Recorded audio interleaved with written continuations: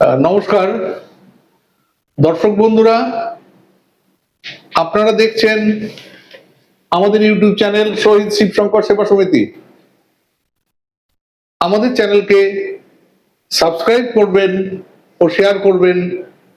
স্বাস্থ্য বিষয়ক আলোচনা আশা করি আপনাদের ভালো লাগবে। আপনারা ফিডব্যাক দেবেন। আপনাদের কাছ থেকে ফিডব্যাক পেলে আমরা আপনাদের মতামত জানলে আমরা আমাদেরকে প্রয়োজন মতো মডিফাই করবার চেষ্টা করব। আজকে আমাদের মধ্যে আছেন ডক্টর নিতাই প্রামাণিক। উনি বিশেষজ্ঞ চিকিৎসক, চর্ম বিষয়ক ও ট্রপিক্যাল মেডিসিনের বিষয়ে ওনার দীর্ঘদিনের অভিজ্ঞতা। স্কুল অফ ট্রপিক্যাল মেডিসিনে উনি শিক্ষক হিসেবে চিকিৎসা বিজ্ঞানের বিভিন্ন বিষয় নিয়ে বিভিন্ন রোগীকে সাহায্য করেছেন এবং ছাত্রদেরকে পড়িয়েছেন। আমরা আজকে ওনাকে পেয়েছি আমাদের মধ্যে। আমি গীষ্মতী চক্রবর্তী শিবশঙ্কর সেবা সমিতির পক্ষ থেকে কিছু প্রশ্ন ওনার কাছে করব, আপনারা মনোযোগ দিয়ে শুনবেন। আজকের বিষয় যক্ষা ও কুষ্ঠ। আমি ভূমিকা স্বরূপ একটা ছোট্ট কথা বলে নিই ডক্টর প্রামাণিক। সেটা হলো এই যে আমরা জানি মাইকোব্যাকটেরিয়াম টিউবারকুলোসিস বা জীবাণু হিসেবে কাজ করে যক্ষার জন্য। মাইকোব্যাকটেরিয়াম লেপ্রোসি বা কুষ্ঠরোগের জীবাণু। এখন একই জেনাস মাইকোব্যাকটেরিয়াম, স্পিসিস আলাদা, টিউবারকুলোসিস এবং লেপ্রোসি অর্থাৎ যক্ষা এবং কুষ্ঠ। এই বিষয়ে আমি প্রথম আপনাকে যে প্রশ্নটা করতে চাই, এই যে যক্ষা ও কুষ্ঠ আমরা এটাকে একই ব্র্যাকেটে এনেছি, এই ব্যাপারটা কি আপনি একটু সর্বসাধারণের জন্য বলুন। সবচেয়ে পৃথিবীর মনে হয় পুরনো অসুখ এই লেপ্রসি এবং যক্ষা এবং ম্যালেরিয়া। এরা পৃথিবীর বিভিন্ন প্রান্তে, বিশেষ করে আমাদের এই ট্রপিক্যাল জোন, যে সমস্ত উষ্ণপ্রধান অঞ্চলেতে এবং নাতিশীতোষ্ণ অঞ্চলে পর্যন্ত প্রোগ্রেস করেছে, সেই সব জায়গায় বহুকাল ধরে এগুলো কিন্তু আদিম অসুখ। এবং এই সমস্ত সম্বন্ধে আমাদের সমস্ত বিভিন্ন বই এবং শাস্ত্রে এবং সুস্থ সংহিতায়, চক সংহিতায় পর্যন্ত সমস্ত সব উল্লেখ আছে। তা দুটোই ইনফেকশাস ডিজিজ। এদের ইনফেকশাস ডিজিজ বলে এদের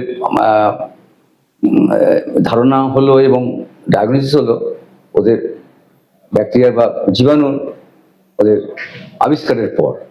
আবিষ্কার হচ্ছে খুব বেশি দিন হয়নি। কুষ্ঠরোগী জীবাণু আবিষ্কার করেছিলেন রবার্ট কক, এবং এই কুষ্ঠরোগী জীবাণু আবিষ্কার করেছিলেন হ্যানসেন্স। সেটা আমাদের 19 শতাব্দীর শেষের দিকে হ্যানসেন্স বলি। আর কুষ্ঠরোগের যক্ষা রোগের জীবাণু আবিষ্কার করেছেন রবার্ট কক। ওই 1881 সাল নাগাদ উনি আবিষ্কার করেছেন। এই যে রবার্ট কক এবং হ্যানসেন্স দুটো আবিষ্কার করলেন, তারপরেই জানা গেল যে এটা একই মাইক্রোব্যাকটেরিয়াম জেনাসের অন্তর্গত, কিন্তু দুটো স্পিসিস আলাদা মাইক্রোব্যাকটেরিয়ামের। কিন্তু এদের চরিত্র, ব্যাকটেরিয়ার চরিত্র কিন্তু সম্পূর্ণ আলাদা।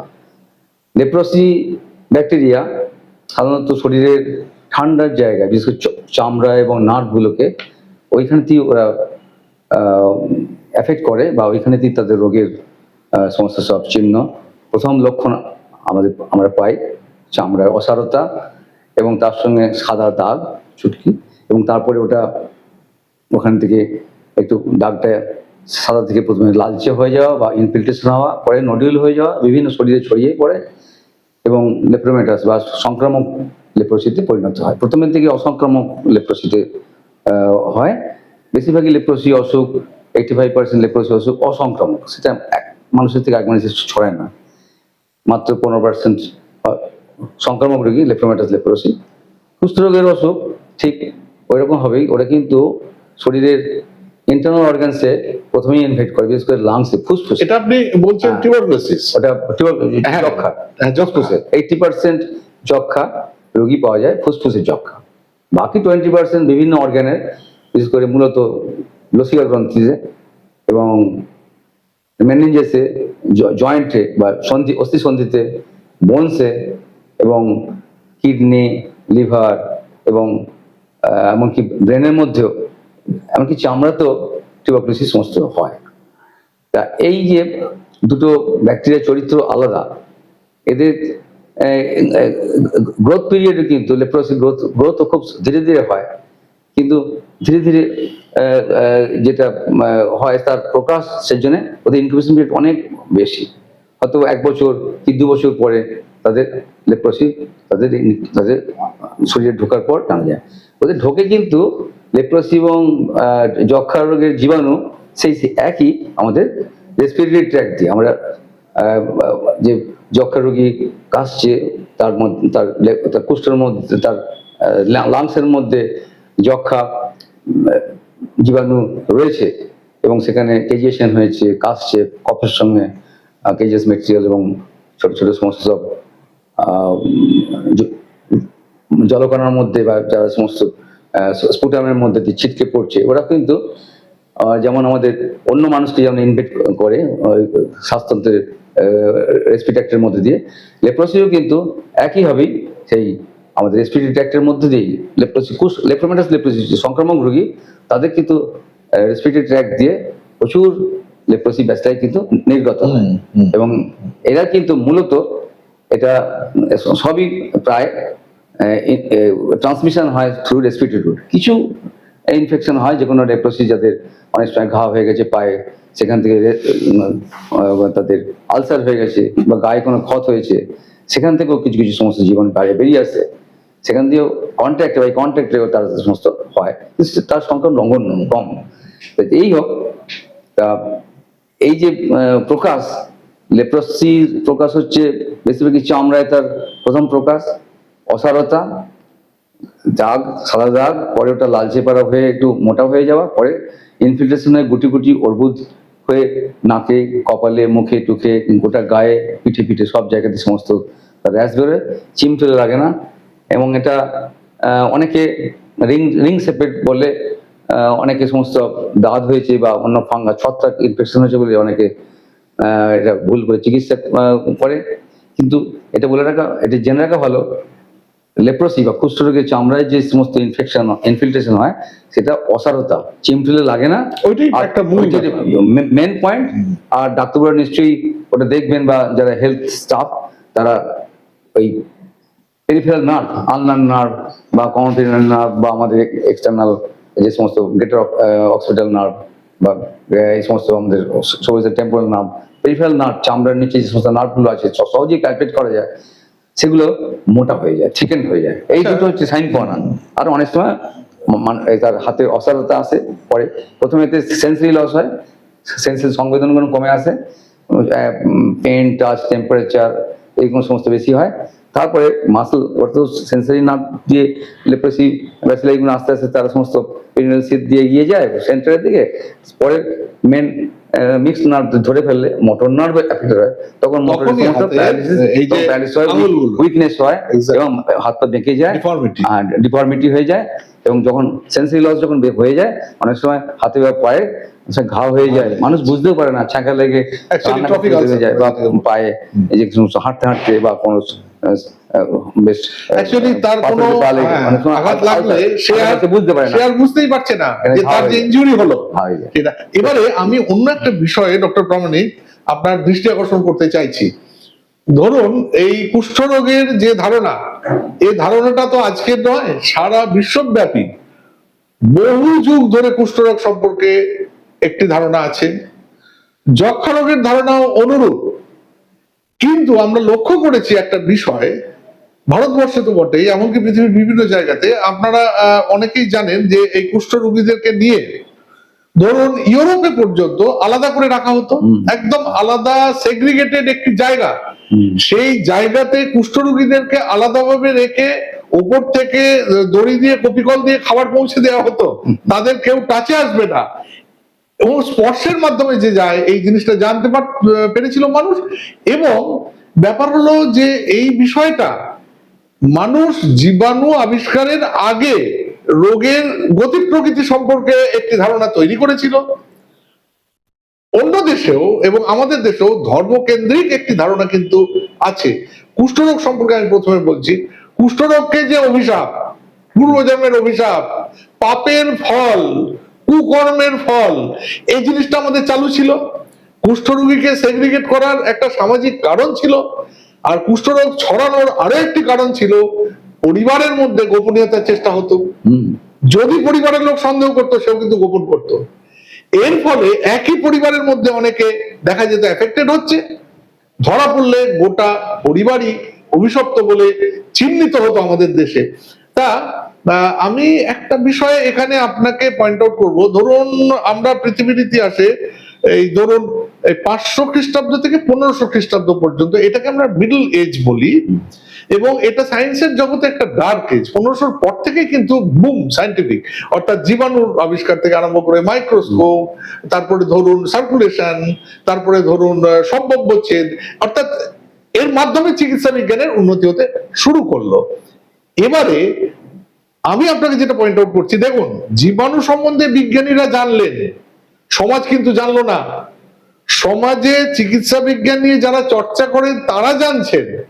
এখনো কিন্তু আমরা পাশের জেলা বাঁকুড়া, পুরুলিয়াতে যদি যাই, কমেছে, এই যে অভিশাপের ধারণা কমেছে, কিন্তু নেই তা তো আমরা বলতে পারি না। এই বিষয়ে আপনার অভিজ্ঞতাটা আমাদেরকে বলুন, আপনি এখানে একটু আলোকপাত করুন। এই এই ব্যাপারে আপনি কি পেয়েছেন আপনার চিকিৎসা করতে গিয়ে? বেশিরভাগই এই লেপ্রসি রোগীগুলো খুব মানে ইগনোরেন্ট ফ্যামিলি বা ইলিটারেট ফ্যামিলি থেকেই আমি দেখেছি তারা আসছে। একটা লোয়ার সোশিওইকোনমিক স্ট্যাটাস, লোয়ার সোশিওইকোনমিক, এবং তাদের নিউট্রিশন তাদের কম, ম্যালনিউট্রিশন, এবং তারা এই সম্বন্ধে ধারণাই, রোগের সম্বন্ধে কোনো ধারণাই নেই যে এই অসুখ। এখনো পর্যন্ত আমি দেখছি যে লেপ্রোমেটাস লেপ্রোসি, সংক্রামক লেপ্রোসি আসছে, আমাদের কাছে আসছে, কিন্তু তারা ওই কেউ জানে না যে এটা এরকম একটা বিকলাঙ্গ করে দেয় এরকম অসুখ, বা এর থেকে হাজার হাজার লোকে অসুখ ছড়িয়ে যেতে পারে, এই সম্বন্ধে ধারণা নেই। কারণ মানুষ এত মানে এখনো অজ্ঞ, মূর্খ, তারা জানে না। স্লো গ্রোয়িং ডিজিজ, এবং এটা স্লো গ্রোয়িং ডিজিজ বলেছে, ইনকিউবেশন পিরিয়ড অনেক বেশি। স্লো গ্রোয়িং ডিজিজ, আস্তে আস্তে ধরা হয়।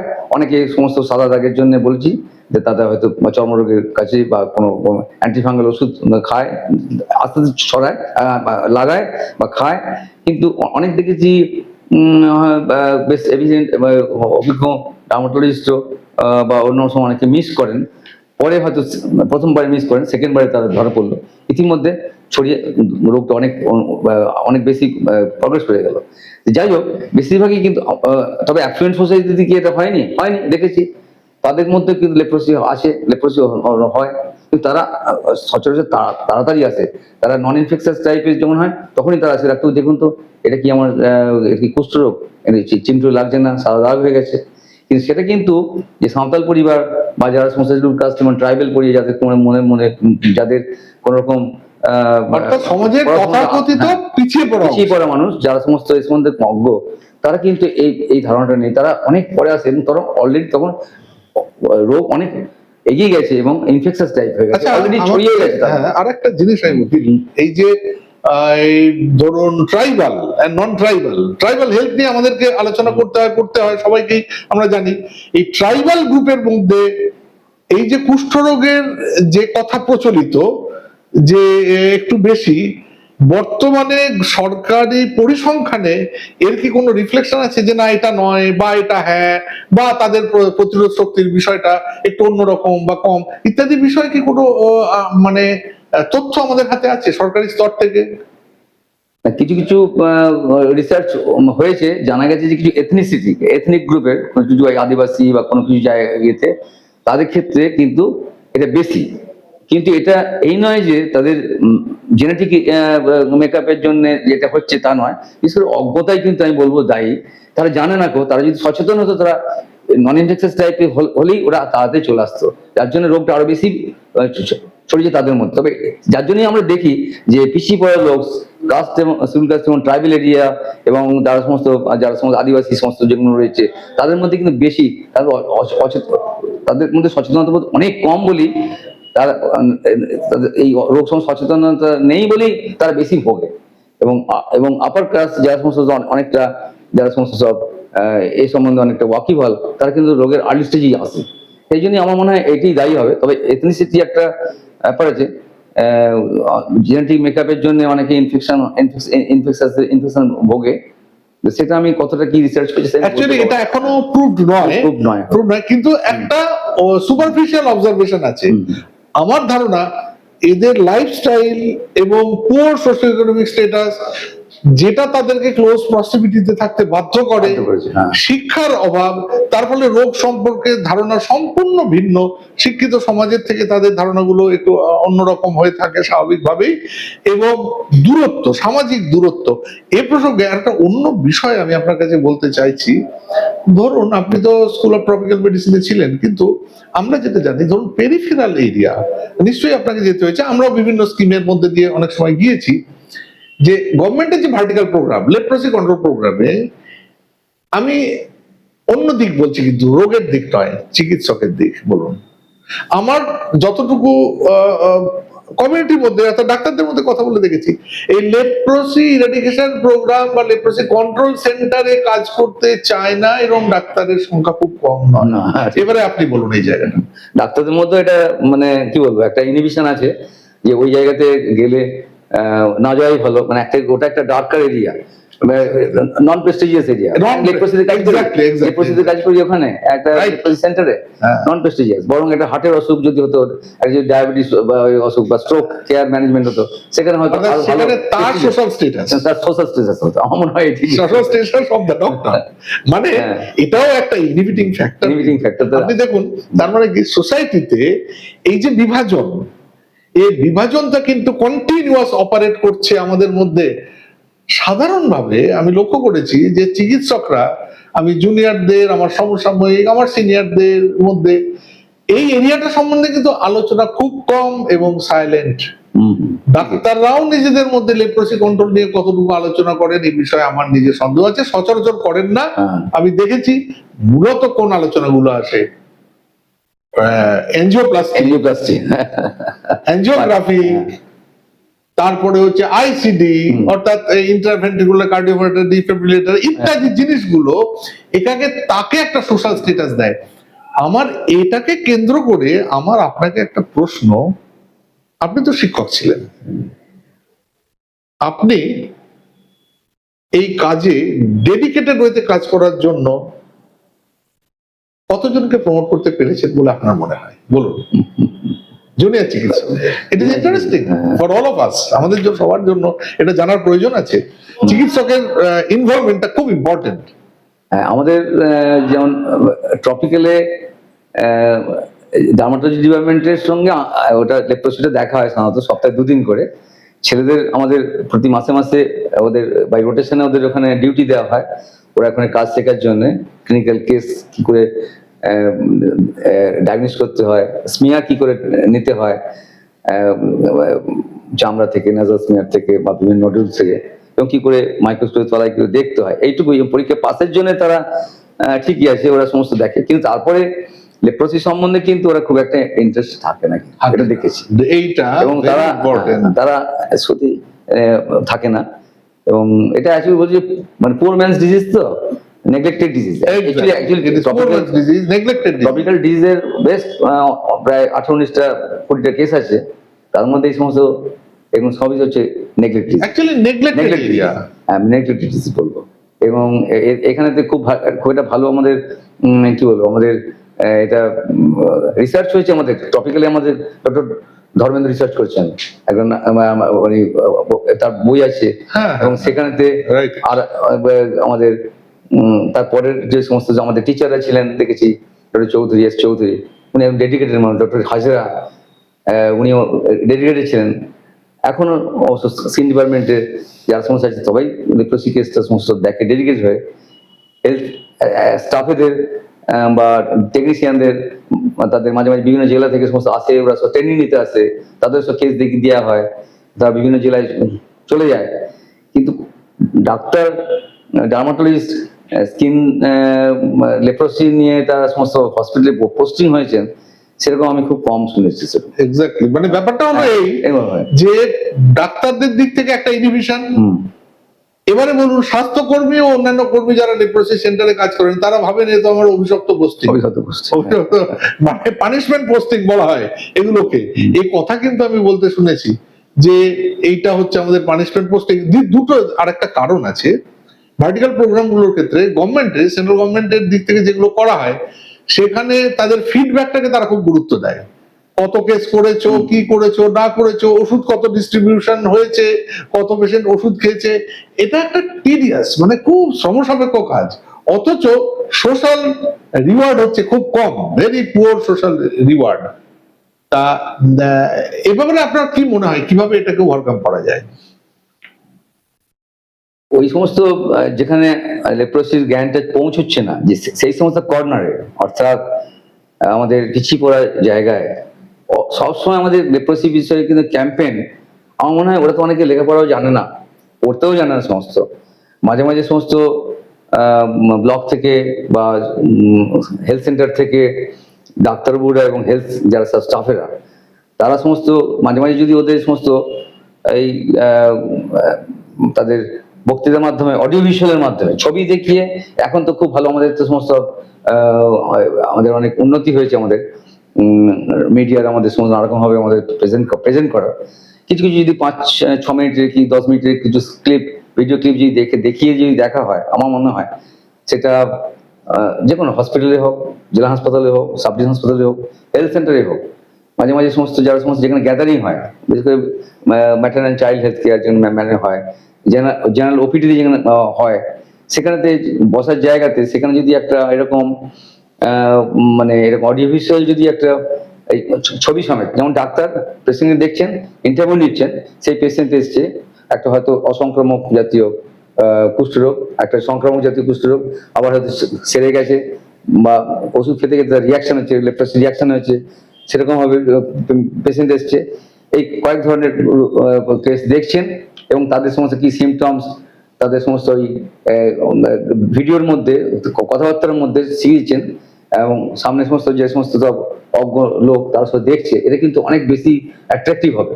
এবং এইভাবে কিন্তু ওরা অনেক কিন্তু জানতে পারবে, এবং তারা বাড়ি ফিরে গিয়ে দেখতে বলবে যে দেখি তো আমাদের পাড়ায়, আমাদের গ্রামে, আমাদের ঘরেতে কার কার সমস্ত চামড়ার সমস্ত সাদা দাগ আছে। আচ্ছা, এক্ষেত্রে আরেকটা বিষয় বলি, এই যে ভুল ধারণাটা, এই ধারণাটাকে দূর করার জন্য সচরাচর হয় কি, এরা গোপন করে, বিরাট অংশ গোপন করতে চায় রোগটাকে।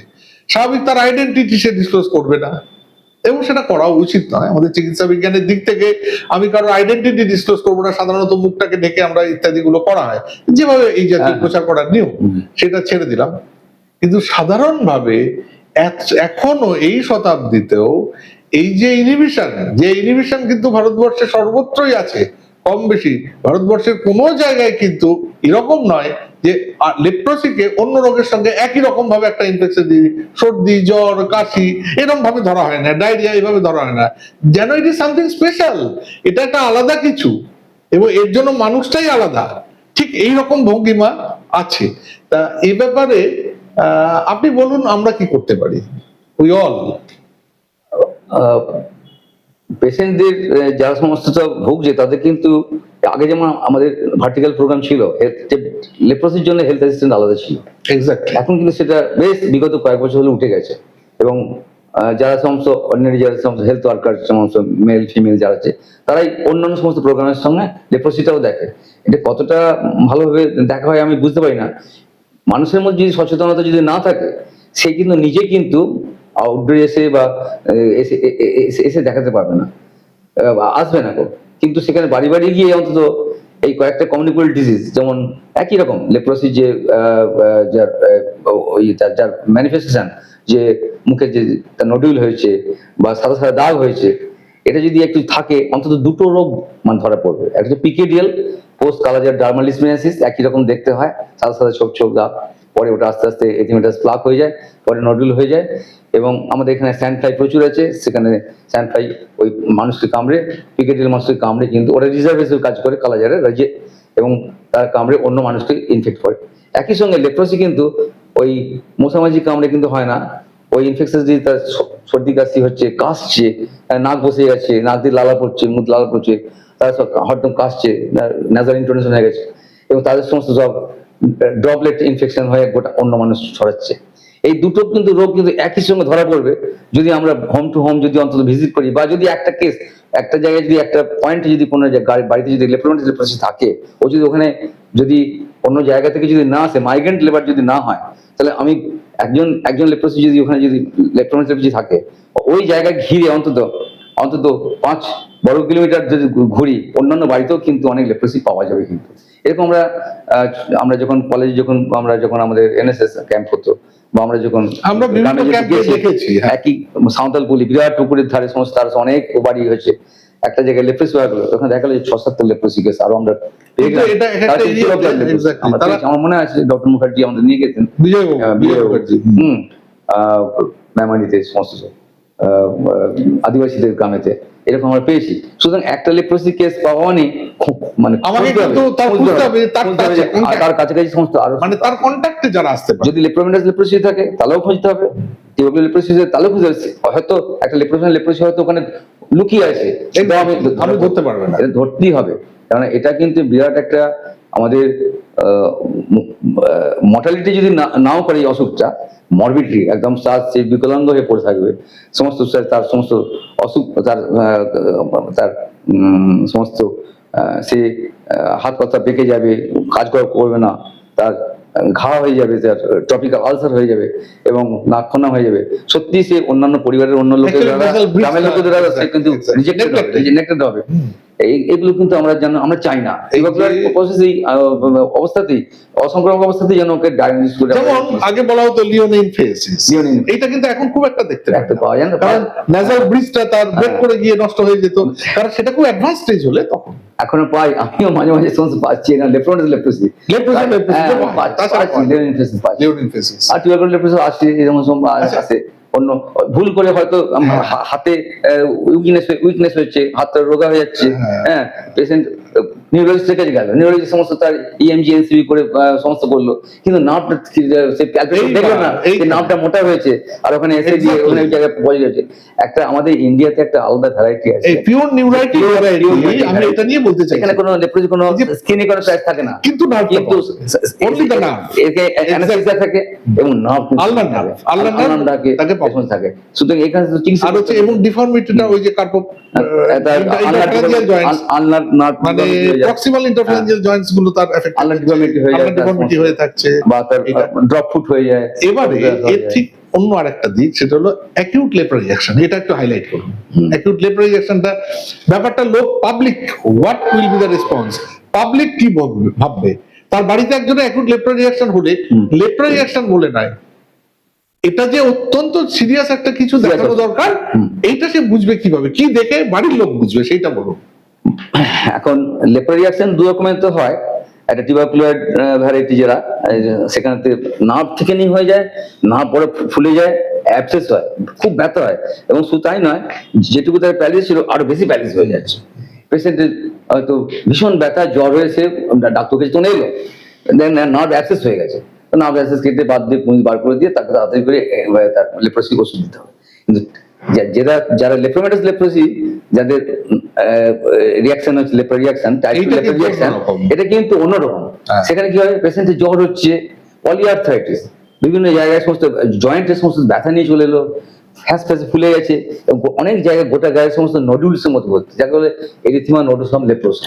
অনেক সময় নডুলগুলো অনেক সময় ফেটে যায়, পুঁজ বেরোয়, এবং সেকেন্ডারি একটা ইনফেকশন, সেখান থেকে সমস্ত সেকেন্ডারি ব্যাকটেরিয়াল ইনফেকশন হয়, ওখান থেকে লেপ্রোসি ব্যাসিলাস বেরিয়ে যাচ্ছে, দুটোই আসছে। এগুলো একটা ইমিউন কমপ্লেক্স মিডিয়েটেড সমস্ত ডিপোজিশন হয়, সেখান থেকে সমস্ত অ্যাবসেস হয়। এই যে জ্বর, পলিআর্থ্রাইটিস, সমস্ত গাঁটে গাঁটে ব্যথা, এবং পেশেন্টের লাল চোখ হয়ে যাওয়া, এবং হাত পা সমস্ত ঝিনঝিন আরো বেশি, তার সমস্ত অ্যানেস্থেসিয়া বেশি বেড়ে যাচ্ছে, এবং অ্যাবসেস হচ্ছে, এগুলো কিন্তু আমাদের কিন্তু এমনি ব্যাকটেরিয়াল ইনফেকশন ভাবলে হবে না, বা কোনো বাতের অসুখের ডাক্তারের কাছে গেলে হবে না। ওকে এই যে লেপ্রা রিঅ্যাকশন, এই যে আমাদের ভাস্কুলাইটিস নিয়েও তার এই একই রকম তার পরিণতি একই রকম হয়, লেপ্রা রিঅ্যাকশন হয়ে এরকম হয়। অন্য ড্রাগ অ্যালার্জি, ড্রাগের জন্য সমস্ত এরকম হতে পারে, ভাবতে হবে। কিন্তু তবুও আমাদের যে কমন জিনিস সেটা সবটা আমাদের ভাবতে হবে যে এটা কোনো ইনফেকশাস ডিজিজের একটা পরিণতি, বিশেষ করে লেপ্রোসিস কিন্তু রিয়াকশন কিনা, এটা প্রথমেই মাথায় উদয় হতে হবে। তো আমাদের, আমি মনে করি এতদিন পরেও দেখছি ডাক্তারবাবু কিন্তু মানে ভুলে গেলে চলবে না এই আদিম অসুখ, এই লেপ্রোসি, কালাজ্বর, ম্যালেরিয়া, এই সমস্তগুলো কিন্তু হামেশাই কিন্তু বিভিন্ন রকম ভাবে মানে other feature নিয়ে অন্য আসে। ফিচার্স নিয়ে আসে, সেটা কিন্তু ভুলে গেলে চলবে না। এটা আমাদের মনে হয় আন্ডার গ্রাজুয়েট স্টেজে, তো আন্ডার গ্রাজুয়েট স্টুডেন্টদেরও ভালো করে পড়াতে হবে। অর্থাৎ এটা একটা কন্টিনিউয়াস মানে হ্যাঁ। স্টাডির ব্যাপার, একজনকে কন্টিনিউয়াস শিখতে হবে। অন্য শিখতে হবে। যে যে একজন পরে নিউরোলজিস্ট হলো, সে কি লেপ্রোসি এটা কিন্তু আমাদের একটা hurdle। সে কি ডায়াগনোস করতে পারবে না? দেখুন, লেপ্রোসির জন্য তার একটা ইয়ে হয়েছে, তার একটা প্যারালিসিস মতো হয়েছে, বা নার্ভ থেকে ডক্টর প্রামাণিক, দেখতে হবে। আর একটা বিষয় যেটা আমি এখানে চলে আসছে বলছি, যে অত্যন্ত ফোকাসড মেডিকেল এডুকেশন যে ফেনোমেনাটা উঠে এসেছে, তার পেছনে অনেক সোশ্যাল কজ, ইকোনমিক কজ, অনেক কিছু আছে। এই জিনিসটাকে অনেক ক্ষেত্রে অতিরিক্ত ফোকাস করতে গিয়ে উই আর মিসিং সামথিং। এটা কি হচ্ছে না? অর্থাৎ একজন নিউরোলজিস্ট যদি বলি, তিনি শুধুমাত্র নার্ভ নিয়ে চিন্তা করতে গিয়ে মানে মিসিং দ্য বেসিক। এটা কি হচ্ছে না? আপনার মতামত বলুন। না, সেটা তো অনেক সময় একচক্ষু হরিণের মতো কাজ হচ্ছে, এটা অনেকে হচ্ছে। আমরা হয়ে যাচ্ছি তাই, যারা যারা সুপার স্পেশালাইজেশন করেন। কিন্তু এই বেসিক জিনিস যেগুলো এই জায়গাটা কিন্তু আমাদের, miss করলে চলবে না। হ্যাঁ, এই যে মিস করলে চলবে না, যেগুলো খুব কমনলি পাওয়া যায় আমাদের, এগুলো লুকিয়ে আছে, খুব সহজেই পারে, এবং এটার জন্য চোখ যেন বা আমাদের যেন থাকে, আমরা যেন এমবিবিএস এর পড়াটা যেন ভুলে না যাই, যে আমার আর দরকার নেই। আমরা দরকার নেই তা নয়। Exactly. কারণ ডাক্তারবাবু, পেশেন্টরা আসবে তো, তারা তো রিলিফ পেতে, সেটা যদি স্পেশালিস্টের চোখেও যদি এড়িয়ে যায়, তাহলে তো তখন তো আপনার রোগীকে ঘুরতে হবে। আর এমনি জেনারেল যারা এমনি পাস করা ডাক্তার, এমবিবিএস, তারা হয়তো বিভিন্ন রোগের সমস্ত সবাই একসঙ্গে আউটডোরে প্রচুর রোগী দেখতে হয়, হয়তো মিস করতে পারে, কিন্তু তবুও মিস না করাই উচিত। না করাই উচিত। অন্তত তাদের খেয়াল থাকে যেন এই টিবি বা লেপ্রোসি এইগুলো মিস করার চান্সও খুব বেশি। হ্যাঁ, বা পিকেডিএল, কালাজ্বর। এখন আচ্ছা, আর একটা বিষয় আমি যেটা ধরুন, এখন তো গ্লোবাল চলাচল মানুষের মধ্যে প্রচন্ড বেড়েছে। এক দেশের মানুষ এক দেশে যাচ্ছে, গিয়ে থাকছে। আমাদের দেশের বহু মানুষ তো ইউরোপে গিয়ে সেটেল করছে। একটা কথা যেটা ছিল সেটা এখনো ভ্যালিড কিনা এটা আপনি একটু হাইলাইট করুন, যে লেপ্রোমেটাস লেপ্রোসি ইউরোপিয়ান সাবকন্টিনেন্টে বেশি, ইন্ডিয়ান সাবকন্টিনেন্টে কম। টিউবারকুলার ভ্যারাইটিটা Indian subcontinent, south east Asian রিজিয়নে বেশি, লেপ্রোমেটাস কম। এই পিকচারটা কি কোথাও কোনো চেঞ্জ হয়েছে? এটা কিন্তু আমরা জানতাম একটা সময়। সেটা অবশ্য হসপিটালের পরিসংখ্যান বা স্ট্যাটিস্টিক্স গুলো বললেই আমাদের জানতে পারি। আমি ঠিক জানি না স্ট্যাটিস্টিক্স কতটা আমাদের আসলে স্ট্যাটিস্টিক্স কোটা আসছেও না, কতটা, ওটা আসছেও না। এটা কিন্তু লেপ্রোসি বা ম্যালেরিয়া, এই সমস্ত গুলো সব নোটিফাইবল ডিজিজ, কালাজ্বর, এই সমস্ত গুলো, এগুলো প্রত্যেকটি সমস্ত এখন প্রাইভেট সেক্টরে কত পেশেন্ট চিকিৎসা করে সেটা আমি বলতে পারবো না।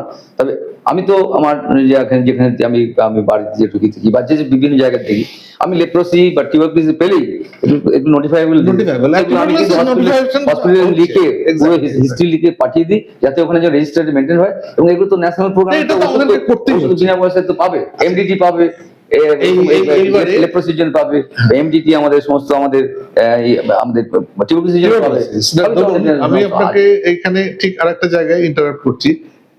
আমরা ঠিক এই সূত্র ধরে টিউবারকুলোসিস সুইচ করছি। ধরুন আমি বলছি যে সাধারণভাবে আমরা যেটা দেখি, ধরুন চেম্বারে পেলাম টিউবারকুলোসিসের পেশেন্ট, তাকে আমরা স্ট্রেট পাঠিয়ে দিচ্ছি হাসপাতালে, গিয়ে আপনারা গভর্নমেন্টের যে ফ্রি ট্রিটমেন্ট সার্ভিস আছে সেইটা, মাল্টি ড্রাগ ট্রিটমেন্ট যেটা, সেইটা গ্রহণ করুন। কিন্তু আমি দেখেছি অনেকেই বলেন যে না, আমাকে কিন্তু ওষুধটা বাইরে থেকে লিখে দিন। তা এই ব্যাপারে আপনার অভিজ্ঞতাটা বলুন। না, এরকম আমি বেশিরভাগই সমস্ত আমি পুয়ার পেশেন্ট এবং লোয়ার মিডল ক্লাস গুলোকে বেশি দেখি, ওরা তা বলে না গো। ওরা আমি তাদের প্রপার ডাইরেকশন দিয়ে দিই কোথায় যেতে হবে। চেস্ট মেডিসিনে ডিপার্টমেন্টেতে কোনো ভিজিটিং কে আমি একটা চিঠি লিখে দিলাম, যেটা এটা এটা স্পুটাম পজিটিভ হয়েছে, স্পুটাম পজিটিভ দেখেছি, বা এটা মনে হচ্ছে যেন স্পুটাম সিমিনাট করতে বললাম, এক্সরে পাওয়া গেছে। এখন সিমিনাট করে দেখতে হবে যে ওটা কত, এরকম সমস্ত যদি স্পুটামে যদি না পাই, তখন সিমিনাট করে বাইরে করার প্রচুর খরচা, তাদের হয় না। হসপিটাল সমস্ত বিনা পয়সা সমস্ত ওরকম হয়ে যাবে। এবং স্পুটাম যদি পজিটিভ যদি হয়ে গেল তো তাহলে তার সিবিনেটে তো আর যেতে হচ্ছে না আমাকে। আর যদি না হয় তো তার সিবিনেটে যেতে হচ্ছে। এখন এক্সরে তো একটা যে কোনো হয় আসতেই পারে। হসপিটালে হয়, এগুলো গরিব লোকেরা সমস্ত এগুলো সমস্ত খুব এগুলো সহজেই এগুলো সমস্ত হয়ে যায়। এবং এগুলো সব একটু যদি ওরা একটু ধৈর্য ধরে, হসপিটালে কিন্তু এগুলো সমস্ত হওয়ার সব ব্যবস্থা আছে, সব জায়গাতেই সমস্ত আছে। এবং তারা এবং পজিটিভ যদি ধরা পড়ে যক্ষা রোগ বলে, তাদের জন্য সমস্ত ওষুধ মানে মাল্টি ড্রাগ থেরাপি ওষুধের তার ব্যবস্থা হয়েছে। এখন তো আমাদের টিউবারকুলোসিসের জন্য আমাদের তো যে এবছরে যা নেওয়া হয়েছে আমাদের, যে সবাইকে আমাদের টিউবারকুলোসিস এগেইনস্টে কাজ করতে হবে যাতে 2030-এর মধ্যে এখানে আমি আসবো, সবাইকে এটা আনতে হবে, সবাইকে জোর হাতে আনতে হবে। এবং ডাক্তারদেরকে ইনভলভ হওয়া, স্বাস্থ্যকর্মীদের ইনভলভমেন্ট, এই ব্যাপারটা খুব গুরুত্বপূর্ণ বিষয় হিসেবে আমাদের কাছে উঠে আসছে। মাল্টি ড্রাগ রেজিস্ট্যান্ট টিউবারকুলোসিস, এই বিষয়টা আপনি একটু আলোকপাত করুন।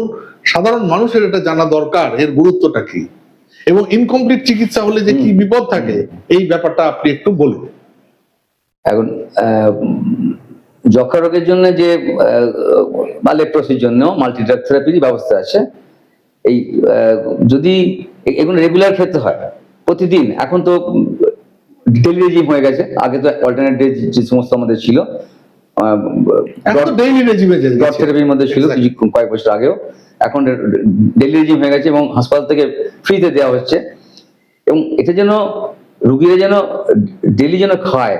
সকালে যেমন বলা আছে যে খালি পেটে খেতে হবে, খালি পেটে যদি না, যদি তার যদি খেয়ে যদি গা গুলায়, দরকার হলে তার কিছু ব্রেকফাস্ট করে তাকে খেতে হবে, বা দরকার হলে তাকে সকালবেলা কিছু অ্যান্টিবায়োটিক ড্রাগ, বমি যাওয়া তার জন্য ওষুধ খেয়েও পেটে অন্তত ওষুধে খাওয়াতে হবে, বা সেটাকে একসঙ্গে না খেয়ে যদি আধ ঘন্টা অন্তর অন্তর একটা একটা করে খেয়ে যদি পেটে রাখাতে হবে। হ্যাঁ, এইভাবে যদি না খায় বা মাঝপথে যদি ছেড়ে দেয়, বা যদি হয়তো জন্ডিস উপসর্গ হলো, বা হয়তো তার খেয়ে তার হয়তো তার পাতলা পায়খানা হচ্ছে, কয়েকদিন ধরে তার ডায়রিয়া হয়েছে, বন্য অসুখ হয়েছে, সে খাওয়া বন্ধ রাখলো 7 দিন, এইরকম বিভিন্ন রকম কারণে কিন্তু ব্যাকটেরিয়া কিন্তু রেজিস্ট্যান্স গ্রো করে বিভিন্ন ওষুধের, বিশেষ করে রিফাম্পিসিন ডি ড্রাগ এবং আইএনএইচ ডি ড্রাগ এবং রিফাম্পিসিন, এই দুটোতে দেখা যাচ্ছে যে এরা সমস্ততে হয় একটাতে, নাহলে দুটোতেই রেজিস্ট্যান্স ডেভেলপ করে। তখন তো তাহলে আমাদের একটাতে যদি রেজিস্ট্যান্স হয় তাহলে আমাদের ড্রাগ রেজিস্ট্যান্ট টিউবারকুলোসিস বলে আমরা স্ট্যাম্প করবো। আর যদি দুটোতেই যদি হয়ে যায় ড্রাগ রেজিস্ট্যান্ট টিউবারকুলোসিস বটে, হ্যাঁ, শেষকালে তার আমি resistant tuberculosis, drug resistant tuberculosis যে আমাদের যে এখন মানে এক্সডিআর যেটা আমরা বলছি, এক্সডিআর হলে তার সেকেন্ড লাইন ড্রাগেতেও তার আসছে না, মানে কুইনোলন গ্রুপ অফ ড্রাগ যে মক্সিফ্লোক্সাসিন, সেটাতেও কাজ হচ্ছে না, সেখানে আমাকে অন্য আমাদের ওষুধে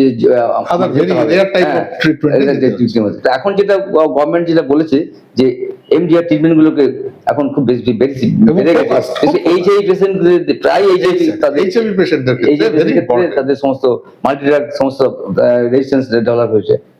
সেইগুলো। আচ্ছা, এবারে বলুন যে পরিবেশটা, এই যে একটা টিউবারকুলোসিস হতে গেলে তার যে পরিবেশ, বাড়ির পরিবেশ, ঘিঞ্জি পরিবেশ, ক্লোজ প্রক্সিমিটিতে থাকা, এর ব্যাপারটা একটু বলুন। এই যে ঘিঞ্জি পরিবেশে একই ঘরের মধ্যে অনেকেই থাকা, বলেছি টিউবারকুলোসিস বা লেপ্রোসি সংক্রামক হলে বা ওপেন কেস যদি হয়ে যায়, তার কাশির সঙ্গে যক্ষার জীবাণু প্রচুর তার বাইরে বেরিয়ে আসে। একই ঘরের মধ্যে যদি অনেকে যদি বসবাস করে, বা বাচ্চারা, গর্ভবতী মা, অন্য লোকেরা সমস্ত রয়েছে, তাদের কিন্তু সবাই কিন্তু ইনফেক্ট হতে পারে। এবং এই সমস্ত মানে কন্ট্যাক্টর টিউবারকুলোসিস বলে, কন্ট্যাক্টর টিউবারকুলোসিস। এবং পরে এই বাচ্চা বা গর্ভবতী মা বা অন্য অনেকে পরে তো হয়তো ইনকিউবেশন পিরিয়ডের পর তাদের যক্ষা হতে পারে। সুতরাং এই ঘিঞ্জি পরিবেশ বা এই খুব তাদের সমস্ত অপ্রতুল জায়গা এবং তাদের সমস্ত তাদের পরিষ্কার পরিচ্ছন্ন নয়, অপরিচ্ছন্ন জায়গা, সমস্ত বিভিন্ন জায়গায় এই সমস্ত মাছি মাছি উপদ্রব, অপুষ্টির ভূমিকা আছে, এই সমস্ত জন্য তাদের সমস্ত ফেভার করে আর তাদের অসুখ হতে।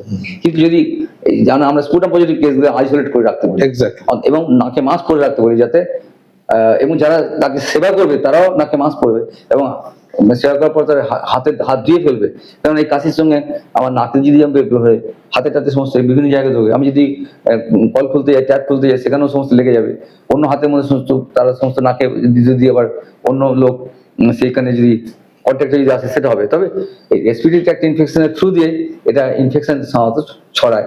সেখানেতে ঘিঞ্জি বাড়ির মধ্যে অনেক লোক বসতি আছে একই বাড়ির মধ্যে, তাদের কিন্তু বেশি হওয়ার চান্স বেশি। লেপ্রোসিসও তাই। এবারে আমরা তাহলে মোটামুটি আলোচনার একটা পর্যায়ে চলে এসেছি, আমরা একটা সাম আপ করার জায়গায় আসি এবং আজকে মানুষের কাছে কয়েকটা জিনিস যেটা সাধারণ মানুষের মধ্যে আলোচনা না হলেও জানানো দরকার আছে, যেমন tuberculosis elimination programme, national tuberculosis elimination, national leprosy eradication programme. এই দুটো সম্পর্কে আপনি আপনার একটা বার্তা দিন। সরকারের তরফে কি বার্তা, আপনার প্রতিক্রিয়া বা চিকিৎসকদের প্রতিক্রিয়া এ সম্পর্কে কি আপনি বলুন। এভাবেই আমরা আলোচনাটা শেষ পর্যায়ে চলে আসি। এখন তো আমাদের সেন্ট্রাল গভর্নমেন্টেরও বটে, সেন্ট্রাল গভর্নমেন্ট থেকে সমস্ত সবাই এবং আমাদের হুইয়ের গাইডলাইন্স অনুযায়ী আমাদের সমস্ত শর্ট টার্ম কোর্স এসে গেছে, এমনকি মানে 6 মাসের রেজিম অথবা খুব শর্ট টার্ম 4 মাসের রেজিমে তো নিউলি ডায়াগনোসড টিউবারকুলোসিসের চিকিৎসা দেওয়া হচ্ছে। এবং যদি ডায়াগনোসিস টিউবারকুলোসিস যদি হয় তার জন্য খুব দামি ওষুধ বিটাকুইলিন, তারপরে যে সমস্তগুলো আছে অন্য যে সমস্ত দাগ আছে এর সঙ্গে সমস্ত খুব এগুলো সব সাপ্লাই দিচ্ছে সমস্ত। হ্যাঁ, এরা সমস্ত বিভিন্ন ইয়েতে হাসপাতালে গভর্নমেন্ট দায়িত্বটা নিয়েছে এবং তার জন্য সমস্ত ড্রাগ টক্সিসিটি গুলোর মধ্যে সমস্ত দেখছে। অত ডায়াগনোসিস যেমন এখন 6 মাসের মধ্যে দেওয়া হচ্ছে, 6 মাস। আগে যেমন 1 বছর থেকে 18 মাস পর্যন্ত দেওয়া হতো। হ্যাঁ, এক্সট্রিম ডায়াগনোসিসের ক্ষেত্রে 18 মাস ছাড়িয়ে 2 বছর দেওয়া হতো, এখন অনেকটা কমিয়ে দেওয়া হয়েছে। হ্যাঁ, তা এগুলো যেগুলো সমস্ত ঠিক মতো যদি ফলো করে তাহলে অনেকে এই সমস্তগুলো সেরে যাওয়ার কথা, কিন্তু এগুলো অনেকে সহ্য করতে পারে না। তা সত্ত্বেও ড্রাগ ডিফল্টার হয়, মরে যায় অনেক পেশেন্ট। হ্যাঁ, দেখা যাক কতটা কি। দেখুন, একটা বিষয় বলি কি, স্মল পক্স ইরাডিকেট হয়েছে, পোলিও ক্লোজ টু ইরাডিকেশন, আমরা একটা পর্যায়ে চলে এসেছি। টিউবারকুলোসিসের ক্ষেত্রে এবং লেপ্রোসির ক্ষেত্রে সম্ভাবনা কেমন, হার্ডলস কি কি, সুযোগ কি, হার্ডলস কি, এটা একটু বলুন আমাদের। টিউবারকুলোসিসের ভ্যাকসিন বেরিয়েছে, সে তো বিসি ভ্যাকসিন, কিন্তু সেটা তো স্পাইনাল টিউবারকুলোসিস পার্টিকুলারলি, সেটা প্রিভেনশনের জন্য, যেটা মানে সেরিব্রোস্পাইনাল টিউবারকুলোসিসের ক্ষেত্রে সেটা আমাদের আসে। কিন্তু ওটা লেপ্রোসির জন্য আজ পর্যন্ত সমস্ত কোনো করতে পারা যায়নি। লেপ্রোসিকে বাইরে তো চেস্টের জন্য তো নয় আমাদের, যাই হোক আমরা যা পাচ্ছি তাতে আমার বাচ্চাদের যে স্পাইনাল টিউবারকুলোসিস কমেছে সেটা কিন্তু আমরা দেখতে পাচ্ছি ক্লিনিক্যালি, কিন্তু চেস্ট টিউবারকুলোসিস কিন্তু যথেষ্ট ভালো সম্ভব পেশেন্ট আমরা পাচ্ছি বিভিন্ন জায়গায়। ম্যানলাইজড হলে আর তার সঙ্গে পেশেন্টের ভিরুলেন্স যদি ডায়াগনোসিসের যদি ব্যাকটেরিয়া যদি ঢোকে সেখানে কিন্তু পেশেন্ট সহজেই কাবু হয়ে যায় এবং তারা এই অসুখে ভোগে। যাই হোক, এইচআইভিতে ডায়াগনোসিস টিউবারকুলোসিস অ্যাকচুয়ালি অনেক এবং যারা হেলথ পার্সোনাল যারা সমস্ত যাদের চিকিৎসা করে তারা কিন্তু অনেকে ইনফেক্টেড হয়। যার জন্য প্রোফাইলাক্সিসের ব্যবস্থা আছে, যারা সমস্ত কাজ করবে তাদের দেখবে, যারা মাল্টিডাক্টারি চিকিৎসা করবে তাদের এখনো দেওয়া হচ্ছে। এখন দেখছেন যেমন আইএনএইচ দেওয়া হচ্ছে বা রিফাম্পিসিন আইএনএইচ দুটো কম্বিনেশন 3 মাস দেওয়া হচ্ছে, আইএনএইচ 6 মাসে দেওয়া হয় বা 9 মাসেও দেওয়া হয় সিঙ্গেল ড্রাগ। হ্যাঁ, আর যারা সমস্ত সেকেন্ড ড্রাগ, যারা ডায়াগনোসিস টিউবারকুলোসিস যে কোনো সমস্ত মক্সিফ্লোক্সাসিন রেজিস্ট্যান্স, হ্যাঁ সেখানে তো যাদের ডায়াগনোসিস টিউবারকুলোসিস সেখান থেকে ইউরোক্সিসিন দিও তাদের অন্তত মানে সমাজ হয়ে তাদের ন্যাচারালি আমরা সায়েন্টিফিক্যালি প্রিভেনশনের জন্য ব্যবস্থা করা হয়েছে ওষুধ দেওয়া। এখন কতটা আমরা অনেকটা জানতে পারছি। তা আমরা এই আলোচনা অনেকটা সময় অতিবাহিত করলাম। আরো হয়তো অনেকের প্রশ্ন থাকবে, আমাদের দর্শক বন্ধুরা যারা আছেন তারা আমাদের সঙ্গে যোগাযোগ করতে পারেন, ডক্টর প্রামাণিককে পাবেন, আমরা আলোচনা করতে পারি। আপনারা আমাদের সঙ্গে যোগাযোগ রক্ষা করুন, আমরা আশা করব আলোচনা আপনাদের ভালো লেগেছে। আরো অনেক কিছু আলোচনা ছিল, সময় সংক্ষিপ্ত, সবটা সেভাবে আমরা আলোচনা করলাম।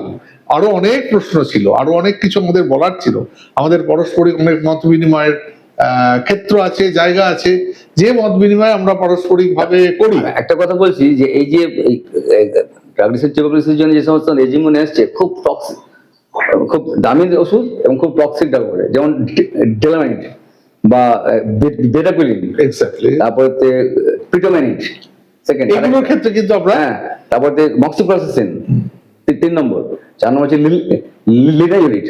এই 4টে ড্রাগ দিয়ে যে ডিএসটি ডাব্লিউএসএন দেওয়া হচ্ছে, 4টি ড্রাগে কিন্তু দামি বটে আর টক্সিকও বটে। এদের এই মনিটর করা খুব মুশকিল, এবং এটা personal এবং level এ। পার্সোনাল গরিব লোকেরা যারা বাড়িতে ফিরে যাচ্ছে, বা যারা হাসপাতালে যারা এবং তাকে কে monitor তাদের কে মনিটর করবে, Exactly. এটা ব্যাপার। আর এই এইচআইভি পেশেন্ট যদি হয়, সেখানে এইচআইভি পেশেন্টদের জন্য সমস্ত যদি টিউবারকুলোসিস হয়ে যদি হয়, এরকম ডাব্লিউএসএন হয়, সেখানে তাদেরকে মনিটর করবে, তাদের ভালোভাবে প্রোটেকশন নিয়ে কারা কারা সমস্ত হেলথ সার্ভিসম্যান তারা সব দেখবে, হ্যাঁ, কতটা কি হয় Exactly, সেটা exactly. দেখা দরকার। যাই হোক, শুধু আমরা আশাবাদী আমরা যে আস্তে আস্তে এটা কমবে, অনেক কমবে এটা, এবং আমরা তো লেপ্রোসি কমবে আর কি। আমরা আলোচনার একটা পর্যায়ে এলাম, পরবর্তীকালেও আমরা আলোচনা পরিচালনা করব। আমরা আমাদের দর্শক বন্ধুরা আসবেন, শুনবেন, সাবস্ক্রাইব করুন। ডক্টর প্রামাণিককে আমরা পেয়েছি আমাদের মাঝখানে, আমরা বললেই উনি আসেন, আমাদের সঙ্গে সহযোগিতা করেন। দর্শক বন্ধুদের নমস্কার জানাচ্ছি, আশা করি আলোচনা আমাদের ভালো লেগেছে। ভবিষ্যতে আমরা আলোচনা সকলের জন্য উন্মুক্ত রাখলাম। আপনারা ফিডব্যাক দিলে, আপনারা জানালে আমরা একটু উৎসাহিত হব, শেয়ার করলে আরো উৎসাহিত হব। সাবস্ক্রাইব করুন এবং আমাদেরকে কাজ এগিয়ে যাওয়ার জন্য আপনাদের দিক থেকে সহযোগিতা করুন। এই বলে সকলকে নমস্কার জানিয়ে আমরা প্রোগ্রাম শেষ করছি। নমস্কার। নমস্কার।